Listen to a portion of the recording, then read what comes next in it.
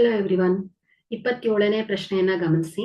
ಒಂದು ಎಕ್ಸ್‌ಪ್ರೆಸ್ ರೈಲು 132 kilometre ದೂರವನ್ನ ಕ್ರಮಿಸಲು passenger ರೈಲಿಗಿಂತ 1 ಗಂಟೆ ಕಡಿಮೆ ಸಮಯವನ್ನ ತೆಗೆದುಕೊಳ್ಳುತ್ತದೆ. ಎಕ್ಸ್‌ಪ್ರೆಸ್ ರೈಲಿನ ಸರಾಸರಿ ಜವವು ಪ್ಯಾಸೆಂಜರ್ ರೈಲಿನ ಸರಾಸರಿ ಜವಕ್ಕಿಂತ 11 ಕಿಲೋಮೀಟರ್ ಪರ್ ಅವರ್ ಹೆಚ್ಚಾಗಿದ್ದರೆ ಆ ಎರಡು ರೈಲುಗಳ ಸರಾಸರಿಯನ್ನ ಕಂಡುಹಿಡಿಯಿರಿ ಅಂತ ಕೇಳಿದ್ದಾರೆ.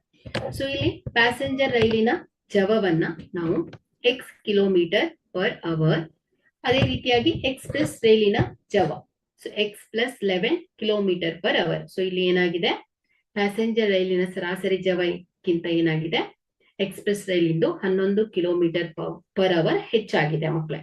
ಸೊ ಇಲ್ಲಿ ನಾವು ಕಾಲದ ಸೂತ್ರವನ್ನ ಬಳಸಬೇಕು. ಈಸ್ ಈಕ್ವಲ್ ಟು ಏನ್ ಹೇಳಿ, ಚಲಿಸಿದ ದೂರ ಡಿವೈಡೆಡ್ ಬೈ ಜವ. ಸೊ ಇಲ್ಲಿ 132 ಕಿಲೋಮೀಟರ್ ದೂರವನ್ನ ಕ್ರಮಿಸಲು ಪ್ಯಾಸೆಂಜರ್ ರೈಲು ತೆಗೆದುಕೊಂಡ ಕಾಲ ಏನಾಗುತ್ತೆ, ಇದನ್ನ T1 ಅಂತ ಇಟ್ಕೊಂಡ್ರೆ, so distance divided by time ಅಂದ್ರೆ ಚಲಿಸಿದ ದೂರ ಡಿವೈಡೆಡ್ ಬೈ ಜವ. Okay, so 132 divided by x ಗಂಟೆಗಳು. ಅದೇ 132 ಕಿಲೋಮೀಟರ್ ದೂರವನ್ನ ಕ್ರಮಿಸಲು ಎಕ್ಸ್‌ಪ್ರೆಸ್ ರೈಲು ತೆಗೆದುಕೊಂಡ ಕಾಲ ಏನು ಮಕ್ಕಳೇ, T2 ಆದ್ರೆ, ಸೊ ಇದು ಏನ್ ಹೇಳಿ, 132 ಚಲಿಸಿದ ದೂರ ಡಿವೈಡೆಡ್ ಬೈ ಜವ ಎಕ್ಸ್ ಪ್ಲಸ್ 11 ಗಂಟೆಗಳು. ಓಕೆ, ಸೊ ಈಗ ಇಲ್ಲಿ ಈ ಎರಡು ರೈಲಿನ ಸರಾಸರಿಯನ್ನ ಲೆಕ್ಕ ಹಾಕ್ಬೇಕು. ಸೊ ಹಾಗಾದ್ರೆ ಇಲ್ಲಿ ಇವುಗಳ ವ್ಯತ್ಯಾಸವನ್ನ ನೋಡ್ಬೇಕಾಗತ್ತೆ ಮಕ್ಕಳೇ. ಓಕೆ, ಸೊ ಈಗ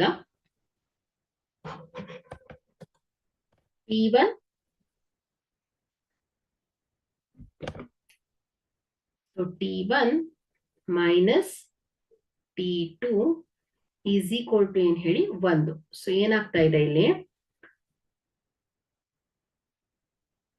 ಒಂದು ಎಕ್ಸ್‌ಪ್ರೆಸ್ ರೈಲು 132 ಕಿಲೋಮೀಟರ್ ದೂರವನ್ನ ಕ್ರಮಿಸಲು ಪ್ಯಾಸೆಂಜರ್ ರೈಲಿಗಿಂತ 1 ಗಂಟೆ ಕಡಿಮೆ ಸಮಯವನ್ನ ತೆಗೆದುಕೊಳ್ತಾ ಇದೆ. ಸೊ ಹಾಗಾಗಿ T1 ಮೈನಸ್ T2 ಇದರ ಡಿಫರೆನ್ಸ್ ಏನಿದೆ ಮಕ್ಕಳೇ, 1 ಗಂಟೆ ಡಿಫರೆನ್ಸ್ ಇದೆ, ಅಂದ್ರೆ ಗಂಟೆ ಕಡಿಮೆ ಸಮಯವನ್ನ ತೆಗೆದುಕೊಳ್ತಾ ಇದೆ. ಸೊ ಹಾಗಾಗಿ ಇಲ್ಲಿ T1 minus T2 is equal to 1. So ಇಲ್ಲಿ T1 ಏನ್ ಹೇಳಿ, 132 divided by x minus 132 divided by x plus 11 is equal to ಏನ್ ಹೇಳಿ 1. ಸೊ ಈಗ ಇದನ್ನ ಸಿಂಪ್ಲಿಫೈ ಮಾಡಿದ್ರೆ, ಸೊ ಇಲ್ಲಿ ಎಕ್ಸ್ ಪ್ಲಸ್ 11, ಸೊ ಇದರ ಲಸ ಏನಾಗುತ್ತೆ, X into x plus 11. So ಅಂಶದಲ್ಲಿ ಏನ್ ಬರುತ್ತೆ, 132 ಗುಣಿಸು ಎಕ್ಸ್ ಪ್ಲಸ್ 11 ಮೈನಸ್ 132 ಗುಣಿಸು ಎಕ್ಸ್ ಏನಾಗುತ್ತೆ ಹೇಳಿ, 132 x is equal to 1. So ಇಲ್ಲಿ 132 ಇಂಟು ಎಕ್ಸ್ 132 ಎಕ್ಸ್ ಪ್ಲಸ್ 132 ಗುಣಿಸು 11 ಏನಾಗುತ್ತೆ, 14,000, so 1,452. Okay, so 1,452 minus 132 x. So ಇದು ಛೇದದಲ್ಲಿರೋದು ರೈಟ್ ಸೈಡ್ ಹೋದಾಗ ಮಲ್ಟಿಪ್ಲೈ ಆಗುತ್ತೆ, 1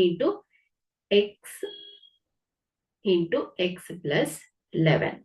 ಸೊ ಇಲ್ಲಿ plus 132 x minus 132 x cancel ಆಗುತ್ತೆ. ಸೊ ಇದು 1,452 is equal to x into x square plus x into 11 x ಆಗುತ್ತೆ.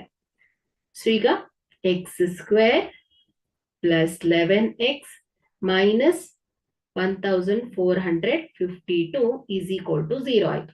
ಸೊ ಈಗ ನಮ್ಗೆ ಒಂದು ವರ್ಗ ಸಮೀಕರಣ ರೂಪದಲ್ಲಿ ಇದನ್ನ ವ್ಯಕ್ತಪಡಿಸಿದ್ದೇವೆ ಮಕ್ಕಳು.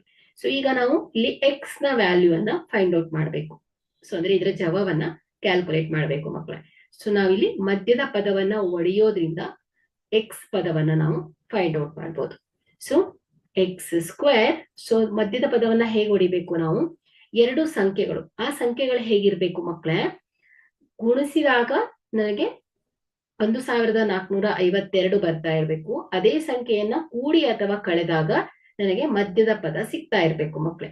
ಸೊ ಆ ರೀತಿಯಲ್ಲಿ ನಾನು ಮಧ್ಯದ ಪದವನ್ನ ಓಡ್ಕೊಳ್ಬೇಕು. ಸೊ ಎಕ್ಸ್ ಸ್ಕ್ವೇರ್, ಸೊ ಇಲ್ಲಿ plus 44 X minus 33 X. So plus 44 minus 33x ಅಂದ್ರೆ ಪ್ಲಸ್ 11x ಆಗುತ್ತೆ. 44 ಗುಣಿಸು 33 ಏನಾಗುತ್ತೆ ಮಕ್ಕಳೇ? 1452 ಆಗುತ್ತೆ. Minus 1452 is equal to 0. So ಈ ಎರಡು ಪದದಲ್ಲಿರುವ ಸಾಮಾನ್ಯ ಪದ x. X plus 44 minus 33 x plus 44 is equal to 0. Okay, so ಈಗ ಈ ಎರಡು ಪದದಲ್ಲಿ ನಮ್ಗೆ ಎಕ್ಸ್ ಪ್ಲಸ್ 44 ಸಾಮಾನ್ಯವಾಗಿ ಸಿಗ್ತಾ ಇದೆ. So x plus 44, so bracket ಅಲ್ಲಿ x minus 33 is equal to 0. So ಇದನ್ನ 0ಗೆ ಈಕ್ವೇಟ್ ಮಾಡಿದ್ರೆ, so x plus 44 is equal to 0 ಅಥವಾ x minus 33 is equal to 0. ಹಾಗಾದ್ರೆ ಇಲ್ಲಿ x is equal to minus 44, so x is equal to ಏನಾಯ್ತು ಹೇಳಿ? Plus 33. So ಇಲ್ಲಿ ಪ್ಯಾಸೆಂಜರ್ ರೈಲಿನ ಜವ. ಸೊ ಪ್ಯಾಸೆಂಜರ್ ರೈಲಿನ ಜವ ಏನಿತ್ತು ಹೇಳಿ? ಎಕ್ಸ್ ಇತ್ತು. ಹಾಗಾದ್ರೆ ಇಲ್ಲಿ 33 kilometre per hour. Okay, so ಇಲ್ಲಿ ಎಕ್ಸ್ ಮೈನಸ್ 44 ಬಂದಿದೆ. ಸೊ ಇದು ಋಣಾತ್ಮಕವಾಗಿರೋದ್ರಿಂದ ಇದನ್ನ ನೆಗ್ಲೆಕ್ಟ್ ಮಾಡ್ತೇವೆ. ಸೊ ಇಲ್ಲಿ ಎಕ್ಸ್ ಈಸ್ ಈಕ್ವಲ್ ಟು ಹೇಳಿ 33 ಆಯ್ತು. ಸೊ ಅದೇ ಎಕ್ಸ್ಪ್ರೆಸ್ ರೈಲಿನ ಜವ ಏನ್ ಹೇಳಿ? ಎಕ್ಸ್ ಪ್ಲಸ್ 11 ಅಂದ್ರೆ ಏನಾಯ್ತು? 33 plus 11 is equal to 44 kilometre per hour ಆಯ್ತು ಮಕ್ಕಳು. Okay, thank you.